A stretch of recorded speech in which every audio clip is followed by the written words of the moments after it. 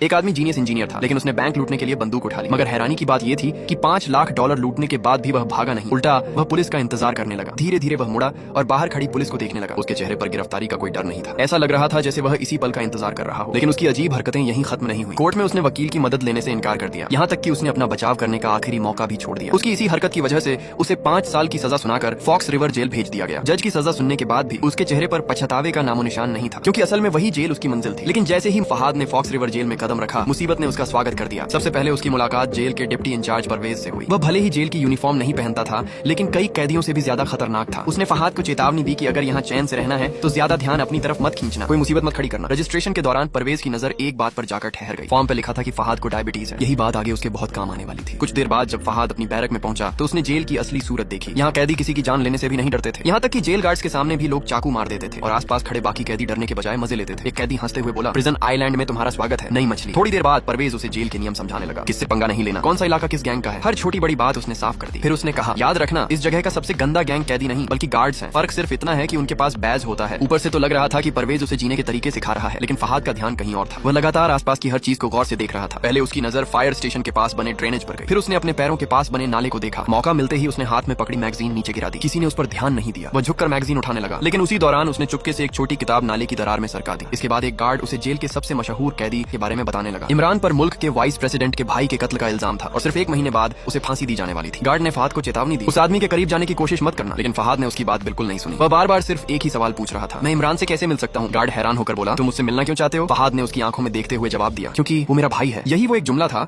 जिसने फहाद के जेल जाने की असली वजह सबके सामने खोल दी। उसने खुद को फॉक्स रिवर जेल में इसलिए नहीं भिजवाया था कि उसे सजा काटनी थी, बल्कि इसलिए कि अपने भाई इमरान को फांसी से पहले जेल से बाहर निकाल सके। फहाद का यकीन था कि उसके भाई को झूठे केस में फंसाया गया है, इसीलिए जेल आने से पहले उसने फॉक्स रिवर से जुड़ी हर जरूरी जानकारी और हर अहम शख्स के बारे में पूरी तहकीकात कर ली थी। अपने भाई तक पहुंचने के लिए फहाद ने सबसे पहले जेल की फैक्ट्री के इंचार्ज अब्बास को ढूंढा। उसने ज्यादा बातें नहीं की, सीधे अपनी जेब से कागज का बना एक सारस निकालकर अब्बास के सामने रख दिया। लेकिन अब्बास ने उसे कोई अहमियत नहीं दी। उसने मुड़कर वह कागजी परिंदा कूड़ेदान में फेंक दिया। इसके बाद वह जेल के इंफर्मरी यानी अस्पताल पहुंचा। वहां उसकी मुलाकात डॉक्टर सारा से हुई। डायबिटीज के मेडिकल रिकॉर्ड की वजह से उसे रोज इंसुलिन का इंजेक्शन लगवाने की इजाजत थी। ऊपर से देखने पर लगता था कि वह सिर्फ अपना इलाज कराने आता है, लेकिन असल में जेल का अस्पताल उसकी पूरी योजना का एक अहम हिस्सा था। वह एक ऐसा दरवाजा था जिसे खोलना बहुत जरूरी था। सारा से मुलाकातों के दौरान भी फहाद बिल्कुल खाली नहीं बैठा, चाहे सारा के वालिद की बात हो या उसकी पसंदीदा किताबों की। फहाद हर विषय पर ऐसे बात करता था जैसे उसे पहले से सब कुछ पता हो। उसकी इतनी सटीक जानकारी और आकर्षक शख्सियत ने सारा को हैरान कर दिया। वह चाहकर भी इस नए कैदी को नजरअंदाज नहीं कर पा रही थी, लेकिन सारा नहीं जानती थी कि फहाद के जेल आने से बहुत पहले उसकी पूरी जिंदगी और बैकग्राउंड की जानकारी फहाद जुटा चुका था। एक दिन जब सारा कुछ सामान लेने के लिए दूसरी तरफ मुड़ी तो फहाद ने मौका देखकर जेब से एक और कागजी सारस निकाला और चुपके से उसे नाले में बहा दिया। कुछ देर बाद जब फहाद अपनी बैरक में वापस पहुंचा तो अचानक एक गार्ड उसके दरवाजे पर आ गया। गार्ड ने सख्त लहजे में कहा, चलो तैयार हो जाओ, जेलर साहब तुमसे मिलना चाहते हैं। ये सुनते ही फहाद थोड़ा चौंक गया। फॉक्स रिवर जेल में बहुत कम कैदियों को जेलर अकेले बुलाता था। जब वह जेलर के ऑफिस पहुंचा